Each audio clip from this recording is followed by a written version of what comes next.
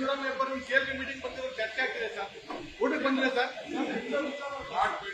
ಹಾ ಸರ್, ಊಟಕ್ಕೆ ಬಂದಿದೆ ಸರ್.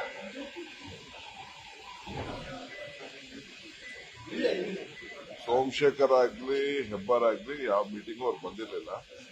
ಊಟ ನಾನು ಸಪರೇಟ್ ಆಗಿ ಊಟ ಕರೆದಿದ್ದೆ. ಒಂದು ಬೇರೆ ಪಾರ್ಟಿಯವ್ರಿಗೂ ಕೆಲವರು ಕರೆದಿದ್ದೆ. ಅವರು ವಿಶ್ವನಾಥ್ ಒಂದು 10 ಜನ ಬಂದಿದ್ರು. ಹೌದ್ರಿ, 10 ಜನ ಬಂದಿದ್ರು. ಅವ್ರು ಯಾಕೆ ಶಾಸಕಾಂಗ ಸಭೆ? ಅವ್ರು ನಮ್ಮ ಪಕ್ಷದ ಶಾಸಕರು ಅಲ್ಲ, ಶಾಸಕಾಂಗ ಸಭೆಗೂ ಬಂದಿರಲಿಲ್ಲ. ಅವರು ಊಟಕ್ಕೆ ಮಾತ್ರ ಬಂದಿದ್ರು.